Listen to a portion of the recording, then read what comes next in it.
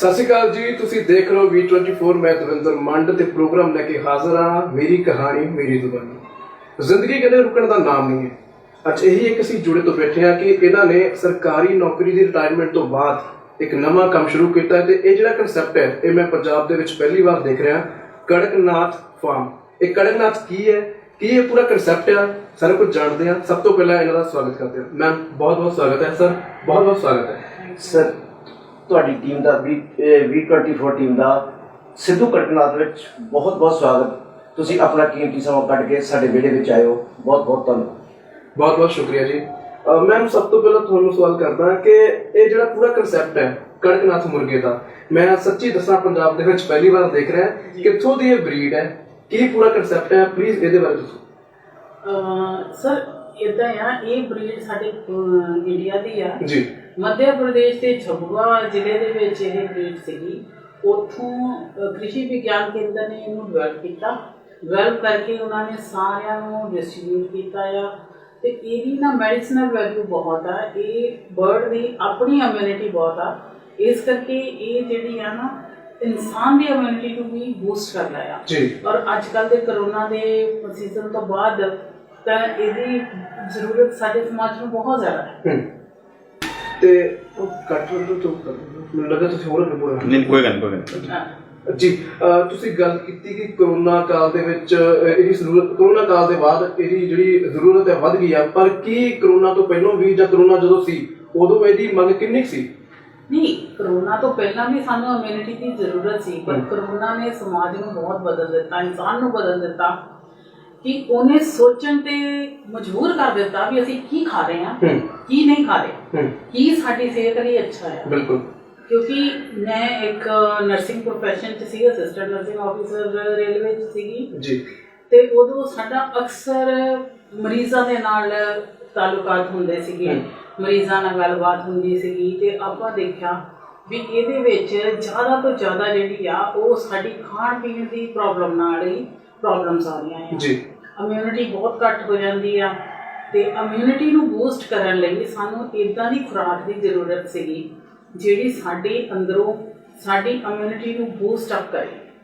ਅੱਛਾ, ਉਸ ਤੋਂ ਬਾਅਦ ਕੀ ਹੋਇਆ ਵੀ ਅਸੀਂ ਇਹ ਚਾਹੁੰਦੇ ਸੀ ਵੀ ਮੈਂ ਸੇਵਾਨਿਵ੍ਰਿਤ ਹੋ ਕੇ ਰੇਲਵੇ ਤੋਂ ਮੈਂ ਇਹ ਚਾਹੁੰਦੀ ਸੀ ਵੀ ਅਸੀਂ ਕੁਝ ਇੱਦਾਂ ਦਾ ਕਰੀਏ ਵੀ ਅਸੀਂ ਖੁਦ ਵੀ ਹੈਲਦੀ ਖਾਈਏ ਤੇ ਸਮਾਜ ਨੂੰ ਵੀ ਹੈਲਦੀ ਦੇਈਏ ਜੀ, ਹੈਲਥ ਦੇ ਹਿਸਾਬ ਨਾਲ। ਕਿਉਂਕਿ ਇਹਦਾ ਜਿਹੜਾ ਅੰਡਾ ਆ, ਮੀਟ ਆ, ਉਹਦੇ ਵਿੱਚ ਫੈਟ ਬਹੁਤ ਘੱਟ ਹੁੰਦਾ ਆ, 0.7 ਤੱਕ ਹੁੰਦਾ ਆ।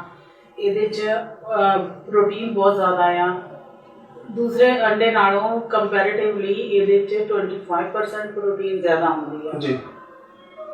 ਔਰ ਇਹਦੀਆਂ ਜਿਹੜੇ ਆ ਨਰਵ ਟੌਨਿਕ ਦੇ ਤਰ੍ਹਾਂ ਕੰਮ ਕਰਦਾ ਆ। ਜਿੰਨੇ ਲੋਕਾਂ ਨੂੰ ਅੱਜ ਕੱਲ੍ਹ ਸਾਡੇ ਅੰਦਰ ਕੰਪਿਊਟਰ 'ਤੇ ਕੰਮ ਕਰਕੇ ਜਿੰਨਿਆਂ ਨੂੰ ਸਰਵਾਈਕਲ ਦੀ ਪ੍ਰੋਬਲਮ ਹੋ ਜਾਂਦੀ ਆ, ਜਿੰਨਿਆਂ ਨੂੰ ਆਈ ਸਾਈਡ ਦੀ ਪ੍ਰੋਬਲਮ ਹੁੰਦੀ ਆ, ਉਹ ਬਹੁਤ ਇੱਕ ਜਿਹੜੀ ਇਮਿਊਨਿਟੀ ਬੂਸਟ ਕਰਦਾ ਆ ਜੀ। ਨਰਵ ਟੌਨਿਕ ਹੈ, ਨਰਵ ਟੌਨਿਕ ਹੋਣ ਦੇ ਨਾਤੇ ਇਹ ਸਾਰੀਆਂ ਪ੍ਰੋਬਲਮਸ ਨੂੰ ਠੀਕ ਕਰਦਾ ਆ।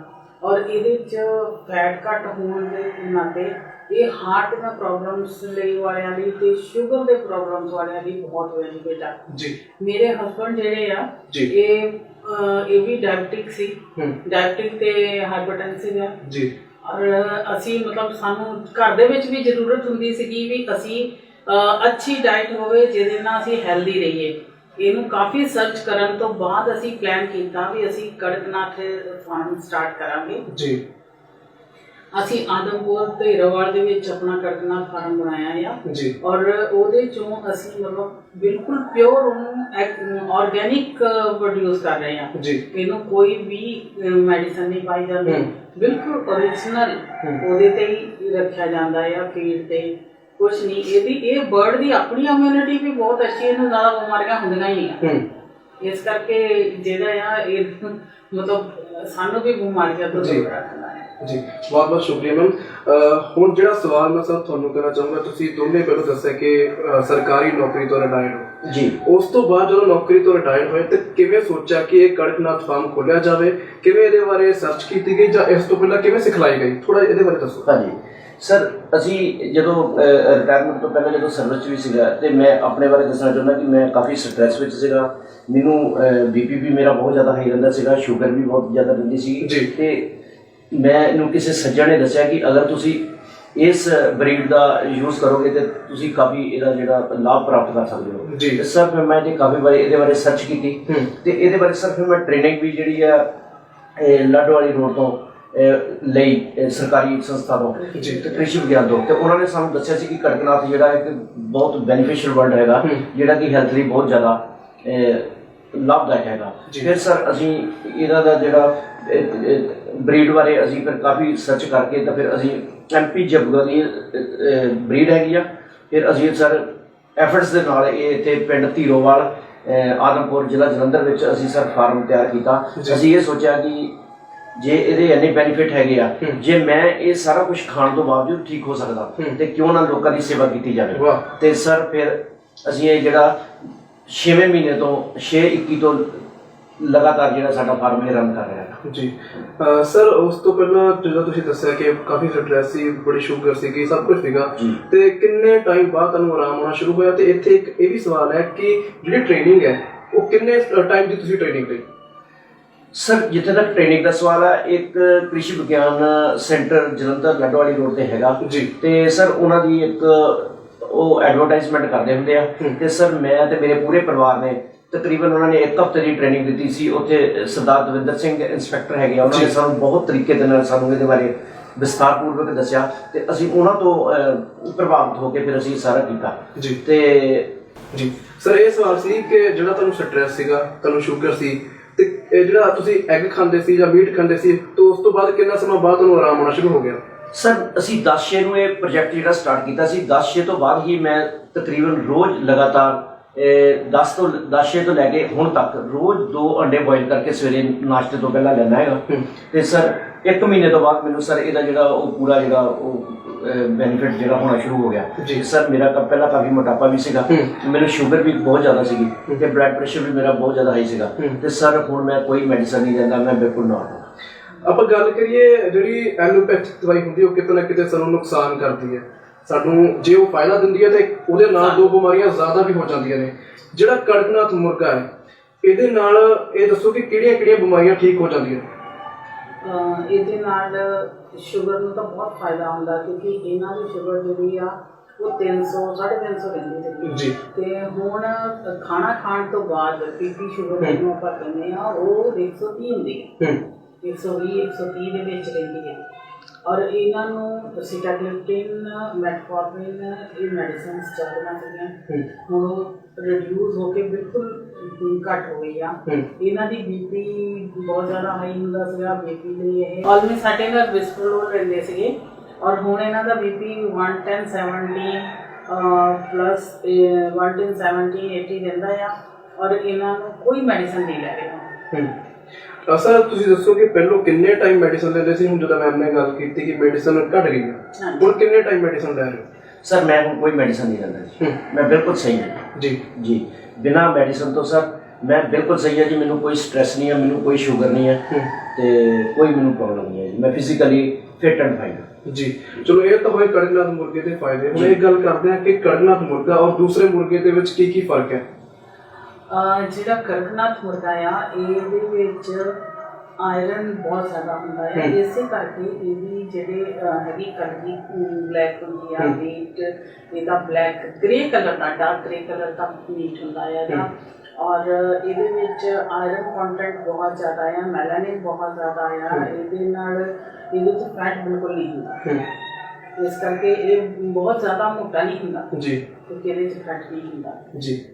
ਤੇ ਮੈਮ ਸਰ ਔਰ ਮੈਮ ਇੱਕ ਪਰਸਨਲ ਮੇਰਾ ਸਵਾਲ ਹੈ ਕਿ ਜਿਵੇਂ ਤੁਸੀਂ ਗੱਲ ਕੀਤੀ ਕਿ ਸਰਕਾਰੀ ਨੌਕਰੀ ਕਰਦੇ ਸੀ ਤੇ ਤੁਹਾਡੇ ਬੱਚੇ ਵੀ ਵਧੀਆ ਨੌਕਰੀ ਤੇ ਹੋਣਗੇ ਤੇ ਹੈਗੇ ਵੀ ਨੇ, ਤੇ ਮੇਰਾ ਸਵਾਲ ਇਹ ਬਣਦਾ ਕਿ ਪਰਿਵਾਰ ਦੇ ਵਿੱਚ ਬੱਚਿਆਂ ਨੇ ਕਿਹਾ ਨਹੀਂ ਕਿ ਤੁਸੀਂ ਕਿਉਂ ਇਹ ਫਾਰਮ ਸਟਾਰਟ ਕਰਨ ਲੱਗੇ ਹੋ, ਕੋਈ ਹੋਰ ਕੰਮ ਦੇਖ ਲਓ ਜਾਂ ਤੁਸੀਂ ਰੈਸਟ ਕਰੋ, ਬਹੁਤ ਕੰਮ ਕਰ ਲਿਆ, ਇਦਾਂ ਦਾ ਕੁਝ ਨਹੀਂ ਹੋਇਆ? ਨਹੀਂ ਸਰ, ਐਕਚੁਅਲੀ ਜੌਬ ਦੇ ਵਿੱਚ ਅਸੀਂ ਬਹੁਤ ਬਿਜ਼ੀ ਹੁੰਦੇ ਸੀਗੇ ਔਰ ਜੌਬ ਮੇਰੇ ਤੋਂ ਪਹਿਲਾਂ 2-3 ਮਹੀਨੇ ਪਹਿਲਾਂ ਇਹ ਰਿਟਾਇਰ ਹੋ ਗਏ ਸੀਗੇ ਔਰ ਇਹਨਾਂ ਨੂੰ ਡਿਪਰੈਸ਼ਨ ਸੀ ਕਿ ਸਾਰਾ ਦਿਨ ਮੈਂ ਵਿਹਲਾ ਕਿੱਦਾਂ ਰਹਿ ਸਕਦਾ। ਔਰ ਅਸੀਂ ਇਹ ਇੱਦਾਂ ਦਾ ਕੰਮ ਆ ਵੀ ਜਿਹਦੇ ਵਿੱਚ ਤੁਸੀਂ ਕਦੀ ਫ੍ਰੀ ਨਹੀਂ ਹੁੰਦੇ ਕਦੀ ਸਰਕਾਰ ਰਿਟਾਇਰ ਕਰ ਦਿੰਦੀ ਆ, ਪਰ ਅਸੀਂ ਮਤਲਬ ਵੈਸੇ ਫਿਜ਼ੀਕਲੀ ਠੀਕ ਆ, ਅਸੀਂ ਕੰਮ ਕਰ ਸਕਦੇ ਆ, ਆਪਣੇ ਸਮਾਜ ਲਈ ਕੁਝ ਕਰ ਸਕਦੇ ਆ। ਪਹਿਲਾਂ ਤਾਂ ਅਸੀਂ ਆਪਣੇ ਲਈ ਬਹੁਤ ਕੁਝ ਕੀਤਾ, ਹੁਣ ਅਸੀਂ ਚਾਹੁੰਦੇ ਵੀ ਅਸੀਂ ਆਪਣੇ ਸਮਾਜ ਲਈ ਕੁਝ ਕਰੀਏ। ਅਸੀਂ ਜਿਹੜਾ ਫਾਰਮ ਬਣਾਇਆ ਇੱਥੇ ਅਸੀਂ ਆਰਗੈਨਿਕ ਸਬਜ਼ੀਆਂ, ਜਿੱਦਾਂ ਸਾਡੇ ਸਬਜ਼ੀ ਘਰ ਦੇ, ਮੀਟ ਘਰ ਦਾ, ਅੰਡੇ ਘਰ ਦੇ, ਜਿਹੜੇ ਬਿਲਕੁਲ ਮਤਲਬ ਆਰਗੈਨਿਕ ਮਿਲ ਰਹੇ ਆ। ਸਰ ਜਿੱਦਾਂ ਮੈਮ ਨੇ ਕਿਹਾ ਕਿ ਜੌਬ ਤੋਂ ਬਾਅਦ ਇਹ ਹੋ ਗਿਆ ਕਿ ਕਿਤੇ ਨਾ ਕਿਤੇ ਤੁਹਾਨੂੰ ਇਹ ਸਟ੍ਰੈਸ ਸੀਗਾ ਕਿ ਮੈਂ ਵਿਹਲਾ ਕਿਉਂ ਰਹਿ ਰਿਹਾ ਆ, ਜਾਂ ਸ਼ੂਗਰ ਉਹਦੇ ਨਾਲ ਵੱਧ ਗਈ। ਤਾਂ ਫੈਮਿਲੀ ਦੀ ਜਦੋਂ ਮੈਂ ਗੱਲ ਕੀਤੀ ਕਿ ਬੱਚਿਆਂ ਨੇ ਰੋਕਿਆ ਨਹੀਂ ਕਿ ਪਾਪਾ ਹੁਣ ਤੁਸੀਂ ਰੈਸਟ ਕਰੋ, ਤਾਂ ਹੁਣ ਤੁਹਾਡੀ ਰੈਸਟ ਕਰਨ ਦੀ ਉਮਰ ਹੈ, ਜਾਂ ਤੁਸੀਂ ਵੈਸੇ ਤਾਂ ਫਿਟ ਫਾਟ ਹੋ ਪਰ ਫਿਰ ਵੀ ਕਿਤੇ ਨਾ ਕਿਤੇ ਬੱਚਿਆਂ ਨੇ ਰੋਕਿਆ ਨਹੀਂ। ਨਹੀਂ ਸਰ, ਮੇਰੇ ਬੱਚਿਆਂ ਨੇ ਰੋਕਿਆ ਨਹੀਂ।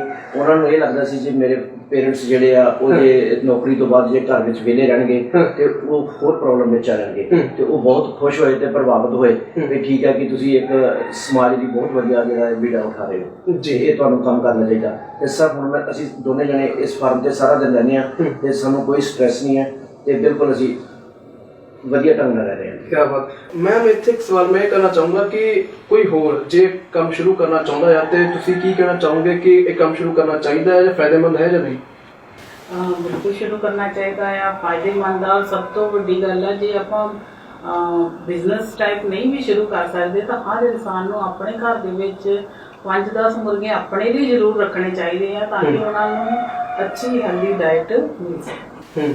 ਤੇ ਮੈਂ ਇਹ ਕਹਿਣਾ ਚਾਹੂੰਗਾ ਕਿ ਇਹ ਜਿਹੜਾ ਪ੍ਰੋਗਰਾਮ ਹੈ ਖਾਸ ਕਰ ਜਿਹੜੇ ਨੌਨ ਵੈਜ ਦੇ ਸ਼ੌਕੀਨ ਤਾਂ ਹੈਗੇ ਨੇ, ਪਰ ਉਸ ਤੋਂ ਨਾਲ ਨਾਲ ਇੱਕ ਸਾਨੂੰ ਇੱਕ ਲਾਭ ਵੀ ਮਿਲ ਰਿਹਾ ਆ। ਸਾਡੀ ਜਿਹੜੀਆਂ ਕਈ ਬਿਮਾਰੀਆਂ ਆ ਉਹ ਖਤਮ ਹੁੰਦੀਆਂ ਨੇ। ਉਹਦੀ ਜਿਹੜੀ ਐਗਜ਼ਾਮਪਲ ਹੈ ਤੁਸੀਂ ਸਾਹਮਣੇ ਦੇਖ ਸਕਦੇ ਹੋ ਕਿ ਸਾਨੂੰ ਸ਼ੂਗਰ ਸੀ, ਬਲੱਡ ਪ੍ਰੈਸ਼ਰ ਸੀਗਾ, ਟੈਨਸ਼ਨ ਸੀ, ਉਹ ਸਾਰਾ ਕੁਝ ਖਤਮ ਹੋ ਚੁੱਕਾ ਆ ਤੇ ਇੱਕ ਬਹੁਤ ਹੀ ਸੋਹਣੀ ਜ਼ਿੰਦਗੀ ਜੀ ਰਹੇ ਨੇ। ਸਰ ਤੁਸੀਂ ਕੀ ਕਹਿਣਾ ਚਾਹੋਗੇ ਕਿ ਆਉਣ ਵਾਲੇ ਸਮੇਂ ਦੇ ਵਿੱਚ ਪੰਜਾਬ ਦੇ ਵਿੱਚ ਹੋਰ ਕੜਕਨਾਥ ਜਿਹੜੇ ਫਾਰਮ ਹੈ ਖੁੱਲ੍ਹਣੇ ਚਾਹੀਦੇ ਨੇ? ਸਰ ਬਿਲਕੁਲ ਖੁੱਲ੍ਹਣੇ ਚਾਹੀਦੇ ਆ ਤੇ ਖੁੱਲੇ ਵੀ ਹੈਗੇ ਆ। ਤੇ ਸਰ ਮੇਰੀ ਸਾਰੇ ਲੋਕਾਂ ਨੂੰ ਇਹੀ ਬੇਨਤੀ ਹੈ ਕਿ ਸਾਰੇ ਜਣੇ ਇਸ ਬਰੀਡ ਤੋਂ ਵੱਧ ਫਾਇਦਾ ਲੈਣ, ਕਿਉਂਕਿ ਜੇ ਅਸੀਂ ਕੋਈ ਦਵਾਈ ਲੈਂਦੇ ਆ ਤੇ ਉਹਦਾ ਸਰ ਕਾਫੀ ਸਾਈਡ ਇਫੈਕਟ ਹੈਗੇ ਆ, ਪਰ ਜੇ ਇਹਦਾ ਅੰਡਾ ਜਾਂ ਮੀਟ ਖਾਧਾ ਜਾਏ ਤਾਂ ਉਹਦਾ ਕੋਈ ਸਾਈਡ ਇਫੈਕਟ ਨਹੀਂ ਹੈ, ਸਗੋਂ ਉਹ ਬਿਮਾਰੀ ਨੂੰ ਕਿਉਰ ਕਰੇਗਾ। ਜੀ ਜੀ ਸਰ ਮੈਂ ਇੱਕ ਗੱਲ ਕਹਿਣਾ ਚਾਹਾਂਗੀ, ਸਾਡੇ ਕੁਝ ਜਿਹੜੇ ਹੈਗੇ ਆ ਉਹ ਮਤਲਬ ਵੈਜੀਟੇਰੀਅਨ ਐਗ ਵੀ ਹੁੰਦੇ, ਜਿੱਦਾਂ ਅਸੀਂ ਜਦੋਂ ਮੁਰਗੇ ਨੂੰ ਸੈਪਰੇਟ ਕਰ ਦਿੰਦਾ, ਸਿਰਫ ਮੁਰਗੀ ਹੁੰਦੀ ਆ, ਉਹਦੇ ਵਿੱਚ ਸਪਰਮ ਨਹੀਂ ਹੁੰਦਾ, ਲਾਈਫ ਨਹੀਂ ਹੁੰਦੀ, ਤੇ ਉਹਨੂੰ ਆਪਾਂ ਵੈਜੀਟੇਰੀਅਨ ਐਗ ਦੇ ਨਾਂ ਤੇ ਜਾਣਿਆ ਜਾਂਦਾ ਹੈ। ਮੋਸਟਲੀ ਵੈਸਟ ਫਰਾਈਜ਼ ਵਗੈਰਾ ਤੇ ਉਹਦੇ ਚ ਹੁੰਦਾ ਆ ਹੈਨ ਫਰੂਟ ਲਿਖਿਆ ਜਾਂਦਾ ਉਹਦੇ ਤੇ ਉਹ ਜਿਹੜੇ ਸੱਜਣ ਖਾ ਸਕਦੇ ਆ ਉਹਨਾਂ ਨੂੰ ਜ਼ਰੂਰ ਖਾਣਾ ਚਾਹੀਦਾ ਜੀ। ਚਲੋ ਇੱਕ ਨਵੀਂ ਗੱਲ ਆਪਾਂ ਨੂੰ ਪਤਾ ਲੱਗ ਗਈ ਹੈ ਕਿ ਵੈਜੀਟੇਰੀਅਨ ਐਗ ਵੀ ਹੈਗਾ ਆ, ਜਿਹੜੇ ਨੌਨ ਵੈਜ ਨਹੀਂ ਖਾਂਦੇ ਉਹ ਵੈਜ ਐਗ ਵੀ ਖਾ ਸਕਦੇ ਨੇ। ਤੇ ਮੈਮ ਇੱਕ ਸਵਾਲ ਹੋਰ ਹੈ ਕਿ ਜਿਹੜੇ ਮੁਰਗੇ ਨੇ ਇਹ ਕਿੰਨੇ ਕੁ ਟੈਂਪਰੇਚਰ ਦੇ ਵਿੱਚ ਰਹਿ ਸਕਦੇ ਨੇ? ਆਮ ਟੈਂਪਰੇਚਰ ਵਿੱਚ ਸਰਵਾਈਵ ਕਰ ਸਕਦੇ ਨੇ ਜਾਂ ਇੱਕ ਖਾਸ ਟੈਂਪਰੇਚਰ ਦੀ ਜ਼ਰੂਰਤ ਹੈ? ਨਹੀਂ, ਇਹ ਤਾਂ ਜੰਗਲੀ ਬਰੀਡ ਹੈ, ਹਰ ਟੈਂਪਰੇਚਰ 'ਚ ਹੋ ਜਾਂਦੇ। ਇਹ 35-40 ਡਿਗਰੀ ਦਾ ਇੱਥੇ ਟੈਂਪਰੇਚਰ ਆ ਜਾਂਦਾ ਆ ਤਾਂ ਵੀ ਇਹ ਬੜੇ ਕੰਫਰਟੇਬਲ ਹੁੰਦੇ ਆ ਜੀ। ਜਦੋਂ ਸਰਦੀਆਂ ਆਉਂਦੀਆਂ ਉਦੋਂ ਕਾਫੀ ਠੰਡ ਹੁੰਦੀ ਆ, ਉਹਦੇ 'ਚ ਵੀ ਤੇ ਸਰਦੀਆਂ ਦੇ ਵਿੱਚ ਕੋਈ ਖਾਸ ਤਰ੍ਹਾਂ ਦਾ ਟੈਂਪਰੇਚਰ ਕੋਈ ਕਰਨਾ ਪੈਂਦਾ ਹੈ ਜਾਂ ਨਹੀਂ? ਸਰ ਇਹਦੇ ਲਈ ਕੋਈ ਖਾਸ ਟੈਂਪਰੇਚਰ ਨਹੀਂ ਕਰਨਾ ਪੈਂਦਾ, ਸਿਰਫ ਇਹਦੀ ਜਿਹੜੀ ਨੈਟ ਆ ਉਹਦੇ ਤੇ ਆਪਾਂ ਕਰਟਨ ਲਗਾਏ ਹੋਏ ਆ, ਉਹ ਕਰਟਨ ਬੰਦ ਕਰ ਦਿੰਦੇ ਆ ਤਾਂ ਕਿ ਡਾਇਰੈਕਟ ਹਵਾ ਨਾ ਆਵੇ ਤੇ ਇਹਨਾਂ ਨੂੰ ਹੀਟਰ ਵਗੈਰਾ ਦੀ ਜ਼ਰੂਰਤ ਨਹੀਂ ਪੈਂਦੀ ਜੀ। ਤੇ ਜੇ ਖੁਰਾਕ ਦੀ ਗੱਲ ਕਰੀਏ, ਗਰਮੀਆਂ ਸਰਦੀਆਂ ਦੇ ਵਿੱਚ ਸੇਮ ਖੁਰਾਕ ਹੁੰਦੀ ਹੈ ਜਾਂ ਬਦਲਦੀ ਹੈ? ਨਹੀਂ, ਸੇਮ ਖੁਰਾਕ ਹੁੰਦੀ ਆ। ਔਰ ਇਹ ਆ ਵੀ ਅਸੀਂ ਜੇ ਇਹਨਾਂ ਨੂੰ ਓਪਨ ਰੇਂਜ 'ਚ ਛੱਡੀਏ ਤਾਂ ਸਾਡਾ ਖੁਰਾਕ ਦਾ ਖਰਚਾ ਘੱਟ ਹੋ ਸਕਦਾ ਆ, ਕਿਉਂਕਿ ਜਿਹੜੇ ਜ਼ਮੀਨ ਦੇ ਵਿੱਚ ਕੀੜੇ ਮਕੌੜੇ ਹੁੰਦੇ ਆ, ਘਾਹ ਆ, ਸਬਜ਼ੀਆਂ ਆ, ਉਹ ਸਾਰਾ ਕੁਝ ਖਾ ਲੈਂਦੇ ਆ ਤੇ ਉਹਦੇ ਨਾਲ ਸਾਡੀ ਜਿਹੜੀ ਆ ਫੀਲਡ ਦਾ ਖਰਚਾ ਘੱਟ ਹੋ ਜਾਂਦਾ ਆ ਤੇ ਇਹ ਥੋੜਾ ਸਸਤਾ ਪੈਂਦਾ। ਆਪਾਂ ਮੈਂ ਉਹੀ ਗੱਲ ਕਰਨ ਲੱਗਾ ਸੀ, ਇਹ ਜਿਹੜਾ ਫਾਰਮ ਹਾਊਸ ਤੁਸੀਂ ਇਹ ਸ਼ੈਡ ਦੇ ਵਿੱਚ ਬਣਾਇਆ ਗਿਆ ਆ ਤੇ ਹੁਣ ਤੁਸੀਂ ਇਹ ਵੀ ਦੱਸ ਰਹੇ ਸੀ ਕਿ ਹੁਣ ਅਸੀਂ ਆਉਣ ਵਾਲੇ ਸਮੇਂ ਦੇ ਵਿੱਚ ਇਹਨਾਂ ਨੂੰ ਖੁੱਲਾ ਛੱਡਾਂਗੇ, ਕੀ ਫਰਕ ਹੈ ਦੋਨਾਂ ਦੇ ਵਿੱਚ, ਸ਼ੈਡ ਦੇ ਵਿੱਚ ਔਰ ਖੁੱਲੇ ਛੱਡਣ ਦੇ ਵਿੱਚ? ਸਰ ਜਿੱਦਾਂ ਆਪਾਂ ਮਤਲਬ ਬੰਦ ਹੋ ਕੇ ਨਹੀਂ ਰਹਿ ਸਕਦਾ, ਇਨਸਾਨ ਬੰਦ ਹੋ ਕੇ ਨਹੀਂ ਰਹਿ ਸਕਦਾ, ਇਦਾਂ ਹੀ ਜਿਹੜਾ ਜਾਨਵਰ ਆ ਉਹ ਵੀ ਖੁੱਲਾ ਰਹਿ ਕੇ ਜ਼ਿਆਦਾ ਖੁਸ਼ ਹੁੰਦਾ ਆ। ਤੇ ਸਾਡੇ ਇੱਥੇ ਨਾ ਬਾਹਰ ਸਟਰੀਟ ਡੌਗਸ ਵਗੈਰਾ ਕਾਫੀ ਹੈ, ਇਸ ਕਰਕੇ ਅਸੀਂ ਬਾਹਰਲੀ ਜਿਹੜੀ ਹੈਜ ਉਹਦੇ ਤੇ ਨਾ ਅਸੀਂ ਆਪਾਂ ਇੱਕ ਜਾਲੀ ਲਗਾ ਰਹੇ ਹਾਂ ਤਾਂ ਕਿ ਬਾਹਰਲੇ ਜਾਨਵਰ ਇਹਨਾਂ ਨੂੰ ਨਾ ਤੰਗ ਕਰਨ ਔਰ ਇਹ ਖੁੱਲੇ ਆਪਣੇ ਨੇਚਰ ਦੇ এনवायरमेंट ਦੇ ਵਿੱਚ ਰਹਿ ਕੇ ਆਪਣੀ ਨੈਚੁਰਲ ਲਾਈਫ ਜੀ। ਜੀ ਤੇ ਇੱਥੇ ਇੱਕ ਹੋਰ ਸਵਾਲ ਹੈ ਕਿ ਇੱਕ ਮੁਰਗੇ ਦੇ ਵਿੱਚੋਂ ਕਿੰਨੇ ਕਿਲੋ ਮੀਟ ਨਿਕਲ ਜਾਂਦਾ? ਇੱਕ ਮੁਰਗਾ ਪੂਰਾ ਪੜ ਕੇ ਕਿੰਨੇ ਕਿਲੋ ਦਾ ਹੋ ਜਾਂਦਾ? ਮੁਰਗਾ ਜਿਹੜਾ 1 ਕਿਲੋ 700 ਗ੍ਰਾਮ ਤੱਕ ਹੁੰਦਾ ਆ ਹੂੰ। ਤੇ ਉਹਦੇ ਤੋਂ 1.5 ਕਿਲੋ ਮੀਟ ਨਿਕਲਦਾ ਆ। ਮੁਰਗੀ ਜਿਹੜੀ ਆ ਉਹ 1 ਕਿਲੋ 200 ਗ੍ਰਾਮ ਦਾ। ਜੀ ਮੈਮ ਇਹ ਤਾਂ ਹੋਈ ਚਲੋ ਮੁਰਗਿਆਂ ਦੀ ਗੱਲ, ਤੇ ਇਹਨਾਂ ਦੇ ਬੱਚਿਆਂ ਦੀ ਗੱਲ ਕਰੀਏ, ਚੂਚਿਆਂ ਨੂੰ ਜਨਮ ਤੋਂ ਬਾਅਦ ਕਿੰਨੇ ਕੁ ਟੈਂਪਰੇਚਰ ਦੇ ਵਿੱਚ ਰੱਖਣਾ ਜ਼ਰੂਰੀ ਹੈ? ਫਰਸਟ 14 ਡੇਜ਼ ਇਹਨਾਂ ਨੂੰ ਮਤਲਬ ਫਰਸਟ 3-4 ਡੇਜ਼ ਜ਼ਿਆਦਾ ਜ਼ਰੂਰਤ ਹੁੰਦੀ ਆ, ਪਰ ਆਪਾਂ ਐਜ਼ ਏ ਸ਼ੀਲਡ ਲੈ ਕੇ ਉਹਨੂੰ 14 ਦਿਨ ਤੱਕ ਉਹਨਾਂ ਨੂੰ ਰੱਖਦੇ ਆ। ਔਰ ਇਹਨਾਂ ਨੂੰ ਇਹ ਜਿਹੜੀ ਬਰੀਡ ਆ ਇਹਨਾਂ ਨੂੰ ਰਾਤ ਨੂੰ ਬਿਲਕੁਲ ਲਾਈਟ ਦੀ ਜ਼ਰੂਰਤ ਨਹੀਂ ਹੁੰਦੀ। ਰਾਤ ਨੂੰ ਇੱਕ ਈਵਨ ਅਸੀਂ 0 ਪਾਪਰ ਦਾ ਬਲਬ ਵੀ ਨਹੀਂ ਜਗਾਈਦਾ ਹੈ। ਜਿੱਦਾਂ ਆਪਾਂ ਸੌਂਦੇ ਆ ਏਦਾਂ ਇਹ ਸੌਂਦੇ ਆ, ਇਹ ਆਪ ਉੱਚੀ ਜਗ੍ਹਾ ਤੇ ਰਹਿਣਾ ਜ਼ਿਆਦਾ ਪਸੰਦ ਕਰਦੇ ਆ। ਤੇ ਬੱਚਿਆਂ ਨੂੰ ਕਿਹੜੀ ਖੁਰਾਕ ਦਿੰਦੇ ਹੋ? ਚਿਕਨ ਦਿੰਦੇ ਆ ਅਸੀਂ ਜੀ। ਉਹ ਬਹੁਤ ਬਰੀਕ ਹੁੰਦੀ ਆ। ਇਹਨਾਂ ਦੀ ਹਰ ਏਜ ਗਰੁੱਪ ਲਈ ਅਲੱਗ-ਅਲੱਗ ਖੁਰਾਕ ਹੁੰਦੀ ਆ। ਜਿਹੜੇ ਬਿਲਕੁਲ ਛੋਟੇ ਬੱਚੇ ਉਹਨਾਂ ਨੂੰ ਚਿਕਨ ਦਿੱਤੀ ਜਾਂਦੀ ਆ। ਜਦੋਂ 1 ਮਹੀਨੇ ਦੇ ਹੋ ਜਾਂਦੇ ਫਿਰ ਉਹਨਾਂ ਨੂੰ ਗਰੋ ਵਾਲੀ ਦਿੱਤੀ ਜਾਂਦੀ ਆ, ਚਿਕ ਗਰੋ ਦਿੱਤੀ ਜਾਂਦੀ ਆ। ਜਦੋਂ ਉਹ 4-4.5 ਮਹੀਨਿਆਂ ਦੇ ਹੋ ਜਾਂਦੇ ਆ ਫਿਰ ਆਪਾਂ ਉਹਨਾਂ ਨੂੰ ਪ੍ਰੀ ਲੇਅਰ ਫੀਡ ਦਿੰਦੇ ਆ। ਜੀ। ਮਤਲਬ ਮੁਰਗੀ ਨੇ ਅੰਡੇ ਦੇਣੇ ਆ, ਤੇ ਉਦੋਂ ਉਹਨੂੰ ਜ਼ਿਆਦਾ ਪ੍ਰੋਟੀਨ ਦੀ ਜ਼ਰੂਰਤ ਹੁੰਦੀ, ਜ਼ਿਆਦਾ ਚੀਜ਼ਾਂ ਦੀ। ਉਹ ਜਿਹੜੀ ਫੀਡ ਹੁੰਦੀ ਆ ਉੱਦਾਂ ਦੀ ਉਹ ਤਿਆਰ ਕੀਤੀ ਜਾਂਦੀ ਹੈ। ਇਹਦੇ ਵਿੱਚ ਕਾਫੀ 25-30 ਆਈਟਮਸ ਮਿਕਸ ਕਰਕੇ ਤਿਆਰ ਕੀਤੀ ਜੀ। ਮੈਡੀਕਲ ਦੀ ਗੱਲ ਕਰੀਏ, ਮੈਡੀਕਲ ਦੇ ਵਿੱਚ ਇਹਨਾਂ ਨੂੰ ਜਿਹੜੇ ਕੋਈ ਇੰਜੈਕਸ਼ਨ ਵਗੈਰਾ ਲੱਗਦੇ ਨੇ ਜਾਂ ਕੋਈ ਦਵਾਈਆਂ ਦਿੱਤੀਆਂ ਜਾਂਦੀਆਂ ਨੇ? ਨਹੀਂ ਸਰ, ਇਦਾਂ ਆ ਵੀ ਅਸੀਂ ਸਟਾਰਟਿੰਗ 'ਚ ਇਹਨਾਂ ਨੂੰ ਵੈਕਸੀਨੇਟ ਕਰੀਦਾ ਆ। ਰਾਣੀਖੇਤ ਦੀ ਬਿਮਾਰੀ ਲਈ, ਗੰਬੋਰੋ ਦੀ, ਦੋਸਖੱਟਾ, ਇਹ ਬਸ ਵੈਕਸੀਨੇਸ਼ਨ ਦਿੱਤੀ ਜਾਂਦੀ ਹੈ, ਹੋਰ ਕੁਝ ਨਹੀਂ ਦਿੱਤਾ। ਕਿੰਨੇ ਟਾਈਮ ਦੇ ਬਾਅਦ ਵੈਕਸੀਨ? ਫਸਟ 5 to 7 ਡੇਜ਼ 'ਚ ਫਸਟ ਵੈਕਸੀਨੇਸ਼ਨ ਹੁੰਦੀ ਆ। ਉਸ ਤੋਂ ਬਾਅਦ 22 ਦਿਨ ਦਾ ਜਦੋਂ ਬੱਚਾ ਹੋ ਜਾਂਦਾ ਹੈ ਫਿਰ ਇਹਨੂੰ ਗੰਬੋਰੋ ਦਿੱਤੀ ਜਾਂਦੀ ਆ। ਹੋਰ ਇਹਨੂੰ ਕੋਈ ਖਾਸ ਕੋਈ ਬਿਮਾਰੀ ਨਹੀਂ, ਮਤਲਬ ਬਾਹਰੋਂ ਕੋਈ ਬਿਮਾਰੀ ਨਾ ਆਵੇ, ਬਸ ਇੱਕ ਪ੍ਰੀਕਾਸ਼ਨ ਲੈਣਾ ਹੁੰਦਾ। ਅਸੀਂ ਜਿਹੜੇ ਬਾਹਰਲੇ ਵਿਜ਼ਿਟਰਸ ਹਾਂ ਉਹਨਾਂ ਨੂੰ ਆਪਣੇ ਫਾਰਮ ਦੇ ਵਿੱਚ ਅਲਾਉ ਨਹੀਂ ਕਰਨਾ, ਕਿਉਂਕਿ ਇਹ ਨਹੀਂ ਪਤਾ ਵੀ ਉਹ ਕਿੱਥੋਂ ਆ ਰਹੇ ਨੇ, ਉਹਨਾਂ ਦੇ ਨਾਲ ਕੋਈ ਵਾਇਰਸ ਨਾ ਆ ਜਾਵੇ। ਤੇ ਜਦੋਂ ਆਪਾਂ ਐਂਟਰ ਕਰਦੇ ਆ ਉਹਦੇ ਵਿੱਚ ਮਤਲਬ ਆਪਾਂ ਇਹਦੇ ਵਿੱਚ ਚੂਨਾ ਵਗੈਰਾ 'ਚ ਆਪਣੇ ਵੀ ਪੈਰ ਚੂਨੇ 'ਚ ਕਰਕੇ ਜਾਂਦੇ। ਜਿਹੜੇ ਬੋਇਲਰ ਮੁਰਗੇ ਹੁੰਦੇ ਨੇ ਉਹਦੇ ਵਿੱਚ ਕਾਫੀ ਜਿੱਦਾਂ ਰੌਲਾ ਪਿੱਛੇ ਜਿਹਾ ਪਿਆ ਸੀਗਾ ਕਿ ਬਿਮਾਰੀ ਤੁਰੀ ਆ। ਕੜਕਨਾਥ ਦੇ ਵਿੱਚ ਇਦਾਂ ਕੋਈ ਚੱਕਰ ਤਾਂ ਨਹੀਂ, ਕੋਈ ਇਦਾਂ ਦੀ ਬਿਮਾਰੀ ਤਾਂ ਨਹੀਂ? ਪਿੱਛੇ ਜਦੋਂ ਸਵਾਈਨ ਫਲੂ ਆਇਆ ਸੀਗਾ ਤੇ ਸਾਰੇ ਮੁਰਗੇ ਹੋ ਗਏ ਸੀ, ਉਦੋਂ ਵੀ ਕੜਕਨਾਥ ਨੂੰ ਕੋਈ ਪ੍ਰੋਬਲਮ ਨਹੀਂ ਹੋਈ। ਕੜਕਨਾਥ ਐਜ਼ ਇਟ ਇਜ਼ ਚੱਲ ਰਿਹਾ ਜੀ। ਸਾਡੇ ਪ੍ਰੋਗਰਾਮ ਦਾ ਸਮਾਂ ਹੁਣ ਘੱਟ ਰਹਿ ਗਿਆ ਸਰ, ਇੱਕ ਲਾਸਟ ਸਵਾਲ ਤੁਹਾਨੂੰ ਪੁੱਛੂੰਗਾ। ਜਿਵੇਂ ਤੁਸੀਂ ਗੱਲ ਕੀਤੀ ਕਿ ਬਲੱਡ ਪ੍ਰੈਸ਼ਰ ਜਾਂ ਸ਼ੂਗਰ ਜਾਂ ਜੋ ਵੀ ਤੁਹਾਨੂੰ ਸੀ, ਉਸ ਤੋਂ ਇਲਾਵਾ ਜਦੋਂ ਤੁਸੀਂ ਅੰਡੇ ਵਗੈਰਾ ਖਾਦੇ, ਤੁਹਾਨੂੰ ਆਰਾਮ ਆਉਣਾ ਸ਼ੁਰੂ ਹੋ ਗਿਆ, ਜਦੋਂ ਤੁਸੀਂ ਅੰਡੇ ਸੇਲ ਕਰਦੇ ਹੋ, ਕੋਈ ਇਦਾਂ ਦਾ ਕਸਟਮਰ ਹੈ ਜਿਹਦਾ ਫੋਨ ਆਇਆ ਹੋਵੇ ਕਿ ਮੈਨੂੰ ਵੀ ਜਿਹੜੀ ਸਿਹਤ ਠੀਕ ਹੋਣੀ ਸ਼ੁਰੂ ਹੋ ਗਈ? ਸਰ ਮੈਨੂੰ ਸਾਰਿਆਂ ਨੇ ਇਹੀ ਦੱਸਿਆ, ਜ਼ਿਆਦਾਤਰ ਡਿਟੇਲ ਵਿੱਚ ਕੋਈ ਨਹੀਂ ਦੱਸਦਾ, ਪਰ ਕਹਿੰਦੇ ਸੀ ਜਦੋਂ ਦੇ ਅਸੀਂ ਤੁਹਾਡੇ ਅੰਡੇ ਖਾਣੇ ਸ਼ੁਰੂ ਕੀਤੇ ਅਸੀਂ ਆਪਣੇ ਆਪ ਨੂੰ ਵਧੀਆ ਫੀਲ ਕਰਦੇ ਸੀ। ਜੀ ਤੁਹਾਡਾ ਦੋਵਾਂ ਦਾ ਬਹੁਤ ਬਹੁਤ ਧੰਨਵਾਦ ਆਪਣਾ ਕੀਮਤੀ ਸਮਾਂ ਦੇਣ ਵਾਸਤੇ। ਸਰ ਸਾਡੇ ਵੱਲੋਂ, ਸਾਡੇ ਸਮੂਹ ਪਰਿਵਾਰ ਵੱਲੋਂ V24 ਚੈਨਲ ਦਾ, ਜਿਨ੍ਹਾਂ ਨੇ ਆਪਣਾ ਕੀਮਤੀ ਸਮਾਂ ਕੱਢ ਕੇ ਸਾਡੇ ਵਿਹੜੇ ਆਏ ਤੇ ਸਾਡੇ ਨਾਲ ਉਹਨਾਂ ਨੇ ਆਪਣਾ ਕੀਮਤੀ ਸਮਾਂ ਬਤਾਇਆ, ਬਹੁਤ ਬਹੁਤ ਧੰਨਵਾਦ। ਸ਼ੁਕਰੀਆ ਜੀ। ਸੋ ਅੱਜ ਤੁਸੀਂ ਦੇਖਿਆ ਹੋਣਾ ਕਿ ਕੜਕਨਾਥ ਮੁਰਗੇ ਦੀ ਕੀ ਫਾਇਦੇ ਨੇ ਔਰ ਆਂਡਿਆਂ ਦੇ ਕੀ ਫਾਇਦੇ ਨੇ ਤੇ ਕਿੰਨੀਆਂ ਬਿਮਾਰੀਆਂ ਤੋਂ ਤੁਸੀਂ ਮੁਕਤ ਹੋ ਸਕਦੇ ਹੋ। ਸੋ ਅਗਲੇ ਪ੍ਰੋਗਰਾਮ ਦੇ ਵਿੱਚ ਵੀ ਅਸੀਂ ਇੱਕ ਨਵੀਂ ਸ਼ਖਸੀਅਤ ਦੇ ਨਾਲ ਤੁਹਾਨੂੰ ਰੂਬਰੂ ਕਰਵਾਵਾਂਗੇ। ਉਦੋਂ ਲਈ ਸਾਨੂੰ ਦਿਓ ਇਜਾਜ਼ਤ। ਧੰਨਵਾਦ।